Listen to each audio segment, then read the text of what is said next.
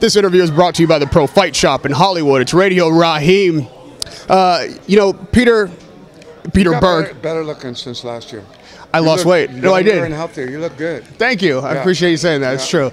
Well, the last year when I was here, this was your club alone, or I think with Gary Shandling, right? Yes. And it was very private. I mean, as beautiful as it is now. But talk to me about how it's now become the Wild Card West. Well, it's still me and Gary Shandling, and I was talking to Freddie Roach, who's an old friend of mine, and he was kind of not complaining, but making it clear that the wild card in Hollywood is, obviously doing super well, and it's so crowded, there's no room. And I started thinking, and I had this crazy idea that I imagine wild card spreading, and I imagine the wild card London, I imagine a wild card Moscow, wild card Beijing, a wild card Bangkok. And I started joking around with Freddie. I said, what about it? I mean, we could spread the word and keep boxing, certainly alive, since UFC seems to be dominating so much today. And maybe we could start branching out and look for new fighters. And he laughed. I said, well, why don't we start on the west side where I live? And, I had this gym. He said, okay. We changed the name to Wild Card West, and Freddie comes down every once in a while, and Freddie's trainers have come down here, and we've got some of his trainers working here, and we're real happy with how it's growing, and the goal would be to eventually be Wild Card London, Wild Card Moscow, Wild Card China, be able to go around the world and have these kind of homes of boxing where we're all over the world. Well, I had no idea the big picture was so big. Yeah, got big. Now, obviously, you're the creator, producer of On Freddie Roach. Mm-hmm. You've forged a personal, intimate relationship with Freddie. Yeah. So, let's say post-Pacquiao, when Freddie is looking to expand, you're talking about taking him international. Are you going to continue a relationship with him? Do you have any plans to stay on camera with him? Well, I mean, Freddie's been a friend of mine for almost 20 years now. I mean, I care about him and love him like a brother, and I think that he's such a great ambassador for the sport. And if one thing the sport definitely needs is more fighters.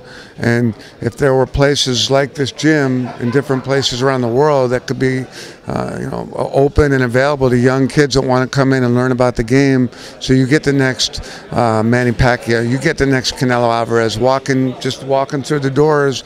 Our doors are open to kids of all different ages and races and classes. And if some kid walks in here and really loves boxing and wants to learn how to fight, we can give him a support, and the idea of finding new fighters is exciting to me and to Freddie. Do you train here personally? Is it now? I do. I did a round with the champ on my birthday 2 weeks ago. One round with Canelo. Really? Yeah. Really? Did you knock him out? Did not go well for me at all.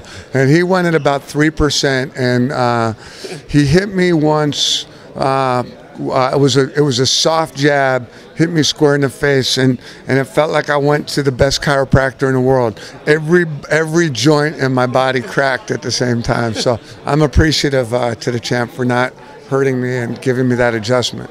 Now, so people know, obviously, in Hollywood, that gym, Wild Card, is packed to the rafters, Now, is this expansion intended for anyone that wants to train? I know that it was exclusive before. Is it exclusive now? I mean, it's a club, so, we have to go through a little membership selection process. We, are, as I say, as long as you're a good person, you're eligible to come train here. We don't like knuckleheads, we don't like mean people. If you've got the right attitude, boxing is not a sport that's done out of anger or hatred. There's, fighters have to have respect for each other, and I think a real sense of, love of the game. And as long as we feel that attitude is present, we'll probably let you train here. You are one of the few guys that in Hollywood that are focused on boxing and bringing the sport up, keeping it in the forefront of the, American mind, even all the way back to Great White Hype, which I should tell you, I was on the set of when I first came to Hollywood. I came to your set. I was in that movie. First of all, what do you think it's going to require in this next generation to keep boxing on the forefront, keep it a major sport with competition like UFC out now, and you know, all these athletes going to football and basketball? How do we keep boxing out there and keep it up front? I mean, I think it starts with the fighters. You know, we need more fighters like Saul Alvarez. If we can find guys that are, you know, good role models, great athletes, and can bring the kind of excitement and athleticism that Canelo brings to the ring, you know, as guys like Manny and Floyd start to move on, I think the sport will do just fine. I think, you know, for anybody that understands the sport, there's so many differences, obviously, between UFC and boxing. Personally, I think boxing is so much more interesting, so much more strategic, so much more complicated, requires, you know, a very unique combination of athleticism and intelligence. And as long as we have young fighters like Canelo to come and be able to showcase those skills, I think the sport will do just fine. And lastly, Peter, your vision of boxing and the eye that you have for the sport, not just in the ring and the drama that unfolds there, but outside the ropes, inside the fighters' minds, in their lives. You've been able to exhibit that with your work.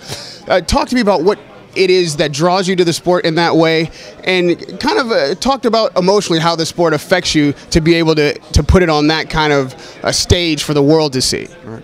I mean, I'm privileged to have this gym and to get to know guys like Canelo Alvarez and his trainers, Chepo and Eddie, and really get a very comprehensive look behind the scenes at just how focused and intense these camps have to be in order to get the job done, in order to win.